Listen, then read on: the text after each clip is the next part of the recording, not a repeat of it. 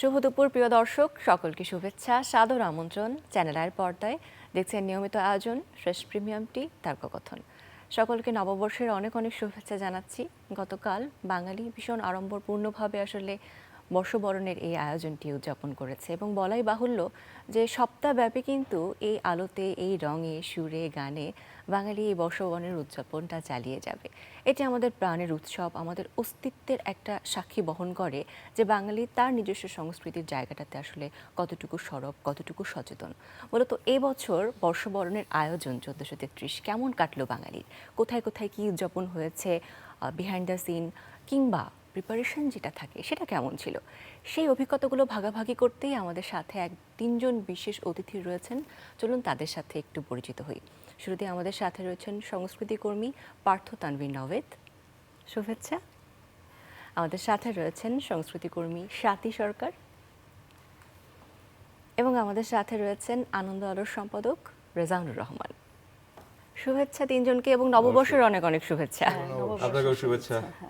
আমার মনে হচ্ছে নববর্ষের রং আমার মনে একটু বেশি, কারণ আমি এখনো লাল সাদা থেকে বের হয়ে আসতে পারিনি। না, আমরাও যা পড়েছি তাতে নববর্ষ রঙই আছে। নববর্ষের রঙই আছে।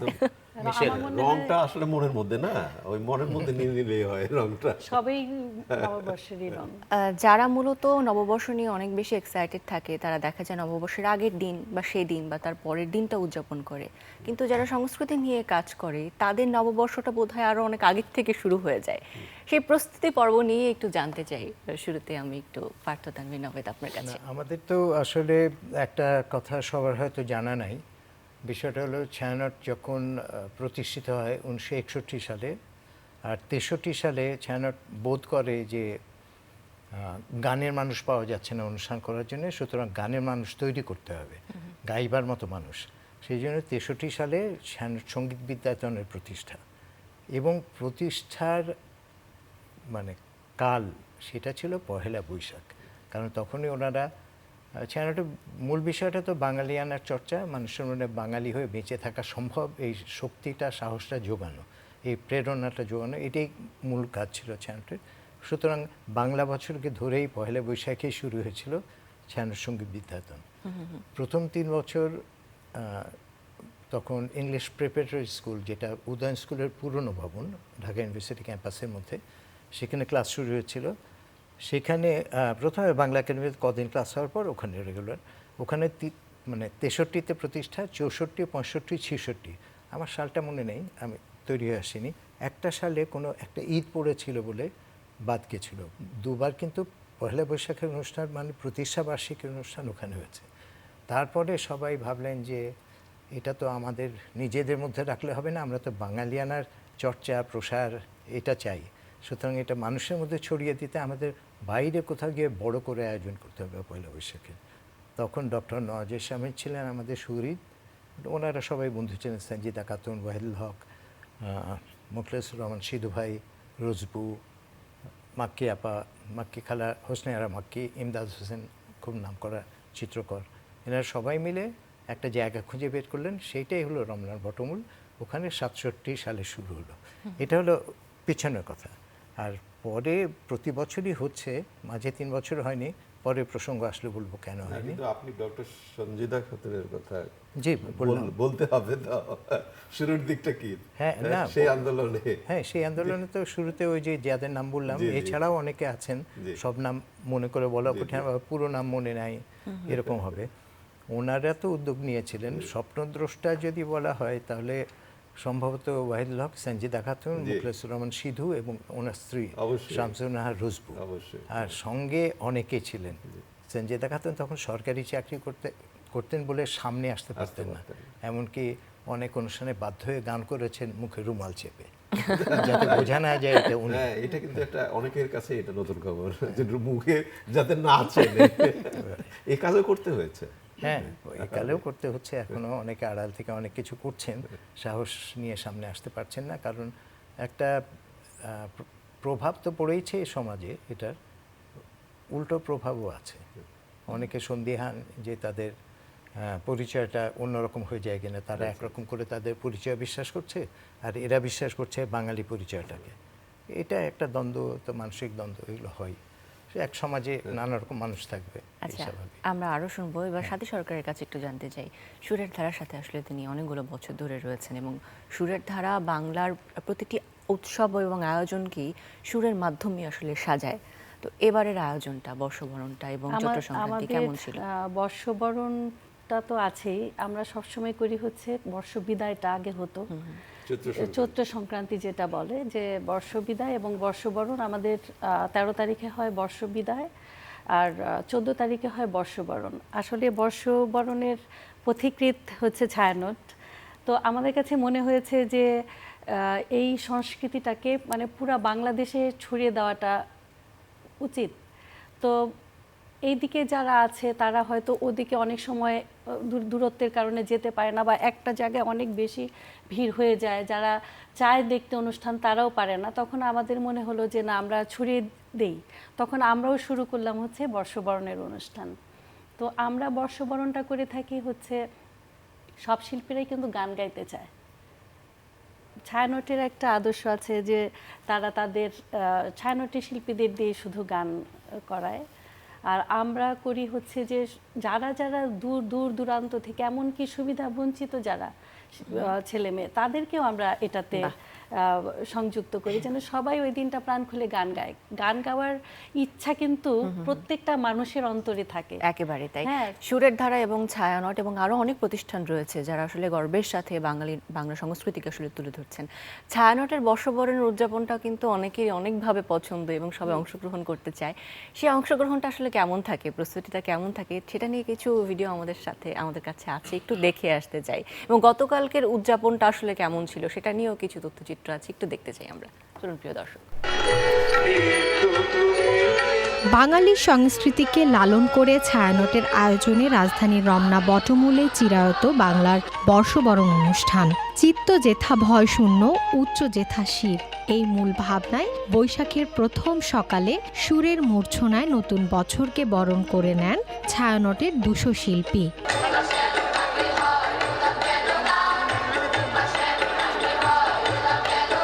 সংস্কৃতি প্রেমী ও দর্শনার্থীদের উপস্থিতিতে উৎসব মুখর হয়ে ওঠে রমনা বটমূল এলাকা। সবাই মিলে যেন আমরা আমাদের সংস্কৃতি নিয়ে বাঁচতে পারি। একটু চিন্তায় ছিলাম যে এবছর হবে কি হবে না, বাট হচ্ছে দেখে খুবই ভালো লাগছে। এখানে এখন আমাদের কালচারটা এত ভালোভাবে সেলিব্রেট করা হয়, নিজের সংস্কৃতি সম্পর্কে আরো জানার চেষ্টা করা। এবার তো অনেক বেশি উচ্ছ্বাস মনে হচ্ছে। এবারের আয়োজনে সাজানো হয় রবীন্দ্রনাথ ঠাকুর, কাজী নজরুল ইসলাম, লালন সাঁই, দ্বিজেন্দ্রলাল রায়, অজয় ভট্টাচার্য, আব্দুল লতিফ ও যতীন্দ্রেন্দ্র মৈত্রের গান দিয়ে।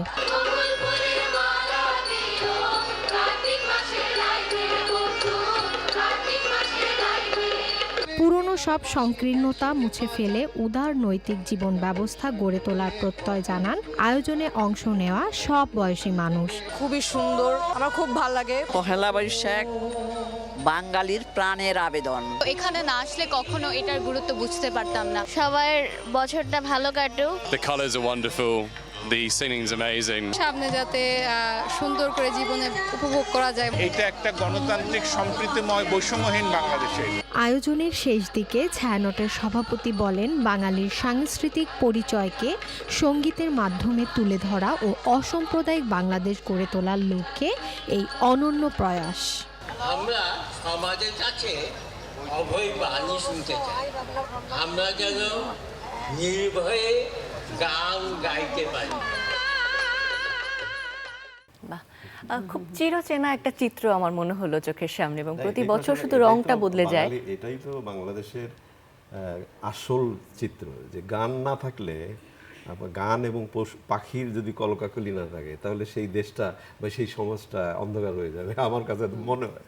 মানে এই চিত্রটা দেখে আমাদেরও বড় হয়ে ওঠা, ছায়ানটের এই বটমূলের এই, আমারও মনে হয় যে প্রতি বছরই এরকম হয়। এবং আপনিও বলছিলেন কিন্তু যে ছোটবেলা থেকে আসলে বেড়ে ওঠা ছায়ানটকে দেখে, কিন্তু এখন আপনি আবার এমন একটা সংস্কৃতি চর্চার সাথে রয়েছেন, এমন প্রতিষ্ঠানের সাথে রয়েছেন, সেখানে এই প্রিপারেশনটা আসলে নিজে নিতে হয়, এরকম নিজে আয়োজন করতে হয়, সেটার অভিজ্ঞতাটা একটু শুনতে চাই। সেটা একটা আনন্দের, যে আমি তো বললামই যে আমাদের বর্ষবিদায় দিয়ে শুরু হয়, পাশাপাশি দুটো প্রোগ্রাম, সেই ক্ষেত্রে আমাদের প্রেশারটা অনেক বেশি থাকে। এবং আমাদের মানে একটার পর আরেকটার পর মানে বর্ষ বিদায়টা শেষ হতে হতে রাত 12টা বেজে যায়, আবার বরণের অনুষ্ঠানটা শুরু হয়ে যায় 6টা থেকে। তো দেখা যায় যে আমরা সারা রাতই জেগে থাকি। আর মানে প্রত্যেকের যখন নাকি এত এত শিল্পীরা আসে, এই হাজার শিল্পী আসে, আর আগের দিন সুরের ধারা সব শিল্পীরা গায়, সব মিলে যেরকম একটা মানে একটা প্রেশার থাকে কাজের, মানে সবকিছু মিলে সেরকম আবার একটা আনন্দও থাকে একেবারে।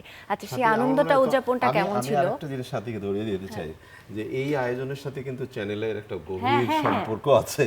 চ্যানেল আই এবং সুরের ধারা মিলে কিন্তু এই কাজটা, বিশেষ করে হাজার কণ্ঠে বর্ষবরণ যেটা চিনমৈত্রী সম্মেলন কেন্দ্রে শুরু হয়েছিল এবং একই সাথে এখন রবীন্দ্র সরোবরে হচ্ছে গত 3 বছর ধরে।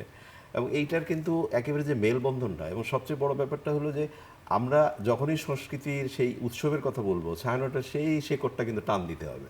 এবং সেই শেকড় থেকে কিন্তু আস্তে আস্তে সাথে যেটা খুব চমৎকারভাবে বললেন যে ঢাকা শহর তখন অনেক বড় হয়ে গেছে, যানজটের শহর, ছায়ানটের ওই অনুষ্ঠানটাতে সবাই যেতে পারে না বলেই কিন্তু আবার এই জায়গাটা থেকে আর একটা আয়োজন শুরু হয়েছে। হ্যাঁ সাথী, সরি। আচ্ছা, আমরা আয়োজন নিয়ে যেতে শুনছি ভাই, আমাদের কিন্তু যেটা বলছেন যে বর্ষবরণে চ্যানেল আই আমাদের পাশে থাকে, শুধু বর্ষবরণে না, আমাদের বর্ষ বিদায়ও কিন্তু চ্যানেল আই আমরা একসাথেই কাজটা করি। গতকালকের আয়োজনটা আসলে কেমন ছিল সেটা নিয়ে একটা প্রতিবেদন আছে, আমরা একটু দেখে আসতে চাই। চলুন প্রিয় দর্শক।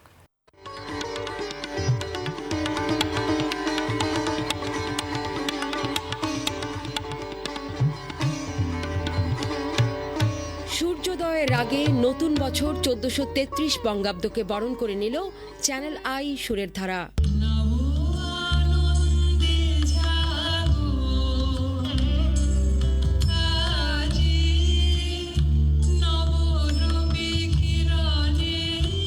সুরের মেলবন্ধন তৈরিতে দ্বিতীয়বারের মতো চ্যানেল আই সুরের ধারা হাজার কণ্ঠে বর্ষবরণ অনুষ্ঠানের আয়োজন ধানমন্ডিতে সবুজে ঘেরা রবীন্দ্র সরোবরে। 15 বছর ধরে বর্ষবরণ উৎসব করে আসছে চ্যানেল আই সুরের ধারা। সাংস্কৃতিক আয়োজন ছাড়া আর কোনো পথ নেই। আজকের দিনে এটি হোক আমাদের সকলের প্রত্যাশা যে আগামীর বাংলাদেশে আমরা আজকে মঞ্চে যেমন সবাই পাশাপাশি বসে আছে, সেই একই সহমর্মিতায়, একই সহযোগিতায়, একই ভালোবাসায়, একই স্নেহে, একই প্রেমে মিলে মিশে এই পুরো বছরটাকে সামনে এগিয়ে নিয়ে যেতে পারি, সাথে সাথে দেশকে এগিয়ে নিয়ে যেতে পারি। আনন্দ নিরন্তর, আনন্দ বহমান, এই বহমান নিরন্তর আনন্দকে যেন আমরা আমাদের হৃদয়ে ধারণ করতে পারি। এই বৈষয়িক অশান্ত পরিবেশে শান্তি আনতে সংস্কৃতি চর্চার আর কোনো বিকল্প নেই। চ্যানেল আই গত 1.5 দশক এই অনুষ্ঠানটা আয়োজন করছে। আমরা এর মাধ্যমে বিশ্বের সকল বাঙালির কাছে বাংলাকে, বাংলাদেশকে নিয়ে যাচ্ছি। সারা পৃথিবীর বাঙালি চ্যানেল আইয়ের পর্দায় আজ পহেলা বৈশাখ দেখছে, বাংলাদেশকে দেখছে। এটাই আমাদের সফলতা।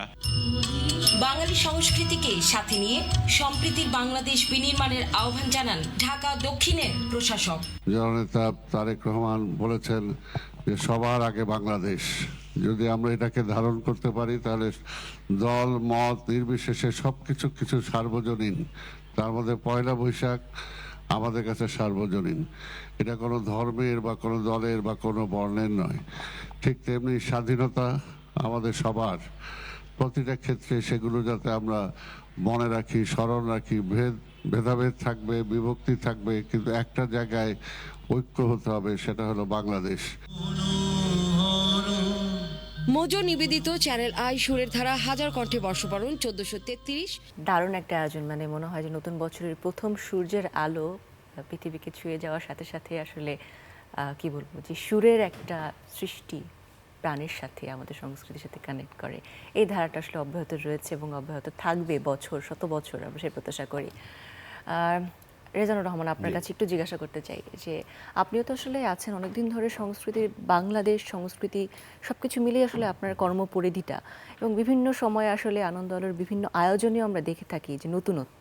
তো যদি আমি বলি যে এবারে বৈশাখে আসলে নতুনত্ব বলতে আপনি কি দেখেছেন? আপনার যদি কি পড়েছে? বৈশাখে একটা জিনিস যেটা হয় যে নতুন পরিবেশ, নতুন গণতান্ত্রিক পরিবেশ, সবকিছু মিলিয়ে একটা অন্য রকমের প্রত্যাশা তৈরি হয়েছে আমাদের, যে আবার সব কিছু ধুয়ে মুছে যাক, আমরা আবার নতুন করে আবাহনটা শুরু করি।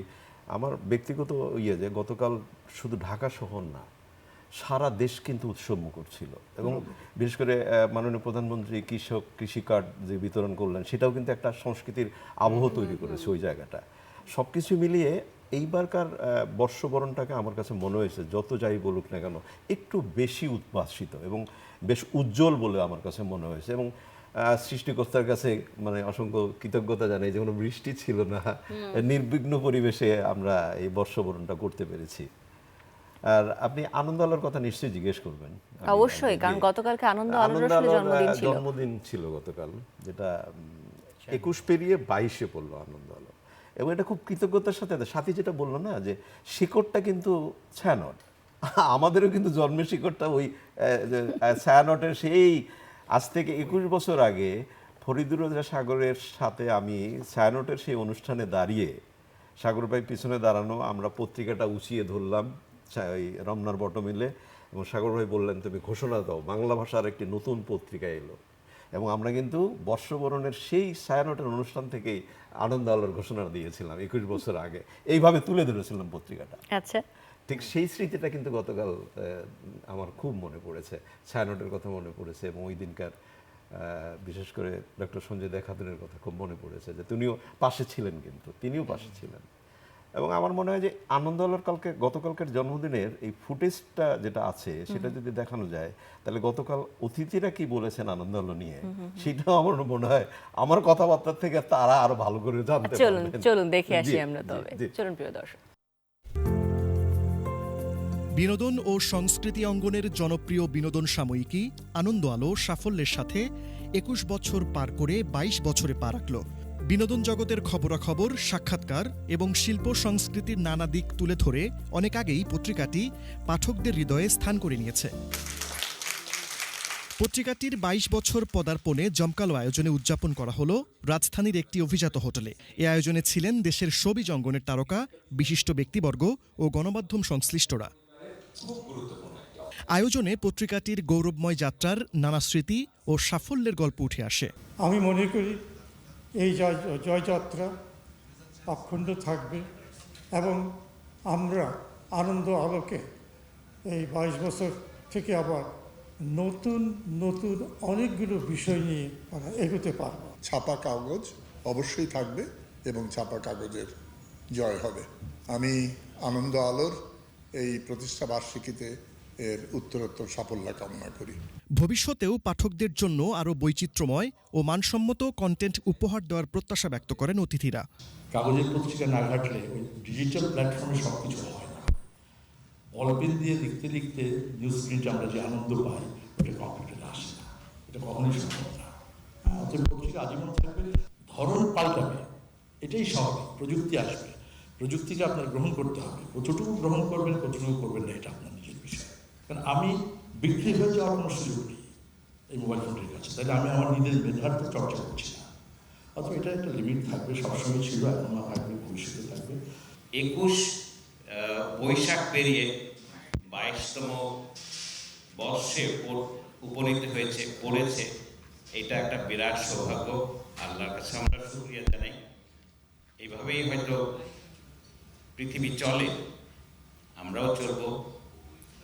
আর সংস্কৃতিকে যেভাবে আনন্দ আলো ধারণ করছে, চর্চা করছে, তার মধ্যে শুধু একটা পরামর্শ আমার থাকবে, আমরা এটাকে ধারণ করব, লালন করব, এবং আমাদের মতো করে আমরা এটা পরিচর্যা করব। রেজানুর রহমান এবং বাকি সবাই, মানে বিভিন্ন ফুটেজ গতকালকের কিন্তু অনেক অনেক স্মৃতিও বহন করে একটা প্রতিষ্ঠানের পরম্পরার স্মৃতিটা। সেই পরম্পরাটা সামনে এগিয়ে নিয়ে যাওয়াও কিন্তু একটা বড় চ্যালেঞ্জ। সেই এগিয়ে নিয়ে যাওয়ার পথে আসলে এখন আমাদের সিদ্ধান্ত বা আমাদের চর্চার জায়গাটা আসলে কতটুকু মজবুত হওয়া উচিত, কি করা উচিত বলে আপনার মনে হয় পার্থ তানভীর? আসলে বিষয়টা রেজানু যা বলেছেন, সাথী যা বলেছেন, ওখান থেকে টেনে নিয়ে বলছি, কৃতিত্ব কখনোভাবে ছায়ানটের নয়। কৃতিত্ব কিছু মানুষের, যারা সৌভাগ্যবশত একত্র হয়েছিলেন এবং বাঙালি থাকবো আমরা। পাকিস্তান একেবারে বাঙালি বিরুদ্ধ কাজকর্ম শুরু করে দিয়েছে, ভাষার মধ্যে উর্দু শব্দ চলে আসছে, মানে চর্চা করতে দিচ্ছে না, রবীন্দ্রসঙ্গীত নিষিদ্ধ করে দিল। রবীন্দ্রনাথ তো আর বাঙালির মানুষ, উনি তো আর ভারতের মানুষ নন, ওনার জমিদারিও এদিকে ছিল, ওনার শ্বশুর বাড়িও খুলনায়। তো সেই সব কারণে সেসব বিরোধিতার মুখে ছায়ানটের মানুষজন যারা ছায়ানট গড়লেন সেই মানুষজনদের কৃতিত্ব এরকম কিন্তু ছড়িয়ে ছিটিয়ে সব জায়গায় ছিল, সারা দেশেই হয়েছে। ওই 61তে অনুষ্ঠান কিন্তু অনেক জায়গায় হয়েছে, রবীন্দ্রের জন্ম শতবর্ষ। সেই মানুষগুলো একত্র হতে পেরেছিলেন বলেই ছায়ানটের জন্ম, এবং ছায়ানট এই কাজগুলো করেছে, এই কাজে বিশ্বাস করেন বলেই অন্যরা করেছেন। এটা ছায়ানটের কৃতিত্ব বলে কিচ্ছু নেই। এবং ছায়ানটের অর্জন যেটা, সেটা হলো স্বাধিকার আন্দোলনের দিকে মানুষকে পরিচালিত করার জন্য যে শক্তিটা দরকার ছিল, সাংস্কৃতিক শক্তি, সেটা ছায়ানট শুরু করতে পেরেছে। ছায়ানট না করলে অন্য জায়গায় হতো। ছায়ানট সৌভাগ্যক্রমে ছায়ানট হয়েছে, ছায়ানট শুরু করেছে। শুরু করাটাও কিন্তু অনেক সেটা বড় ব্যাপার, সেটা আমি বলছি যে সেটা অন্য স্টেজ থেকে, অন্য মঞ্চ থেকেও শুরু হতে পারে। সময়ের প্রয়োজনে কেউ না কেউ দাঁড়িয়ে যেত, সৌভাগ্যবশত কেউ না কেউ দাঁড়াতোই, কারণ ওইভাবে মানে পাকিস্তানের শোষণ বঞ্চনার মধ্যে পড়ে থাকবে বাঙালি কতদিন পারবে? একটা জাতি এটা মানতে পারে না। এই জাতিসত্তাটাতে যে জাগিয়ে তোলা গেছে সংস্কৃতির মাধ্যমে, এটাই বড় কাজ। ছায়ানট এটাকে কাজ মনে করে, কোনো স্বীকৃতির ব্যাপার নেই, যেটা কাজ ছিল। ব্যাপারটা হলো বট গাছের নিচে অনেক গাছ আসে, কিন্তু বট গাছটা কখনো বলে না যে না না না তুমি এখানে কেন এসে দাঁড়ালা, বরঞ্চ বট গাছ তাকে ছায়া দেয়, আশ্রয় দেয়। জায়গাটাই কিন্তু ছায়ানটের সেই ভূমিকাটা কিন্তু খুব জরুরি। সেটা তো হয়ে গেছে ঘটনাচক্রে, তাই হয়ে দাঁড়িয়েছে। এবং একই সাথে সুরের ধারা এবং অন্যান্য যে সংগঠনগুলো আছে, সেই সংগঠনগুলোর ভূমিকাও কিন্তু অনেক অনেক বড়। সেটাই সবাই মিলে যেটা করেছে, সেটা ঢাকা শহর ছাড়িয়ে সারা দেশ। কারণ এটা তো পয়লা বৈশাখ, নাগরিক পয়লা বৈশাখ, এটা তো আসলে পয়লা বৈশাখে কোনো উৎসবই ছিল না, মানে হালখাতার উৎসব, চৈত্র সংক্রান্তি, এগুলোই বরঞ্চ গ্রামীণ উৎসব। কিন্তু আমার কাছে কেন জানি মনে হয় এখন বিশেষ করে আমাদের নববর্ষের উৎসব, কি শহর কি গ্রাম, সব জায়গায় কিন্তু মোটামুটি একটা ঐতিহ্য ধরে, সেই বটতলায় একই রকম গান, সেই শহরেও একই রকম গান, সবকিছু মিলে কিন্তু একটা স্রোত আলাদা মিশে যাচ্ছে, আলাদা মিশে গেছে। শুধু দেশ সব জায়গায় মেলা হচ্ছে, এবং এবার দর্শকের উপস্থিতির জায়গাটাও ছিল আসলে, যে এত এত অনুষ্ঠান হচ্ছে, কোন অনুষ্ঠানে যে দর্শক কম বা উপস্থিতি কম, সেটাও কিন্তু আমরা লক্ষ্য করি। স্বতঃস্ফূর্তভাবে মানুষ এগিয়ে আসছে। বিশেষ করে যেমন ধরুন গতকাল যে মঙ্গল শোভাযাত্রা ছিল, মানে বৈশাখী শোভাযাত্রা এখন যেটা বলা হচ্ছে, সেটাতেও স্বতঃস্ফূর্ত অংশগ্রহণ মানুষের, সেই মনে হয়েছে যে হ্যাঁ এটাই আমার প্রাণের। এবং আমি বোধহয় প্রচার মাধ্যমে দেখলাম মার্কিন রাষ্ট্রদূত খুব প্রশংসা করেছেন এবার, কারণ এই উৎসবের আমেজের সবকিছু মিলিয়ে আসলে মানুষ একটা পরিবর্তিত পরিবেশে অনেক বেশি স্বতঃস্ফূর্তভাবে এসেছে। আমার মনে হয় এটা বজায় রাখা দরকার, তাহলে বাঙালিত্ব ধরে রাখা যাবে। আর যেটা কথা হচ্ছিল যে ঢাকা শহর থেকে দেশ থেকে বিদেশেও, সারা বিশ্বে যেখানে যত বাঙালি আছে, পয়লা বৈশাখ হলো তাদের ধর্ম, বর্ণ, শ্রেণী নির্বিশেষে প্রধান উৎসব। কারণ এখানে ধর্মের আলাদা হওয়ার কিছু নাই, বর্ণের আলাদা হওয়ার কিছু নাই। প্রধানমন্ত্রী শুভেচ্ছা জানিয়েছেন আমাদের এই উৎসবের জন্য, এটাও কিন্তু একটা বড় ব্যাপার, যিনি আলাদা করে শুভেচ্ছা জানিয়েছেন। পহেলা বৈশাখটাই আমার মনে হয় বর্ষবরণ বাঙালির এমন একটা উৎসব, যে জায়গাটাতে জাতি ধর্ম বর্ণ নির্বিশেষে সবাই অংশগ্রহণ করে, যে কারণে উৎসবটা এত বড়। মানে সবাই মানে দেখা যায় যে একটা সাদা লাল পাড় পরবে, সেটার প্রিপারেশন আছে, গান শুনতে যাবে, মানে এত উচ্ছ্বাস এই অনুষ্ঠানটাকে ঘিরে। মানে আমার কাছে মনে হয় যে এটাই হচ্ছে আমাদের বাঙালি জাতির সবচেয়ে বড় উৎসব। গোটা জাতিটাকে এক করে। উৎসবের কথা যদি বলি, তাহলে তো এটাই সবচেয়ে বড় উৎসব। এবং সাথে যেটা আপনি বললেন যে একসাথে যে মানুষগুলো যাচ্ছে, কোন ধর্ম বর্ণ ওইটার কোনো ভেদাভেদ নাই, সবাই একসাথে যাওয়া, এই যে যাওয়ার যে স্মৃতিটা বা এই যে দলবদ্ধভাবে যাওয়া, এটাই তো বাংলাদেশ। এটাই তো আসলে গোটা জাতিকে এক করতে পেরেছে পয়লা বৈশাখ একদিকে।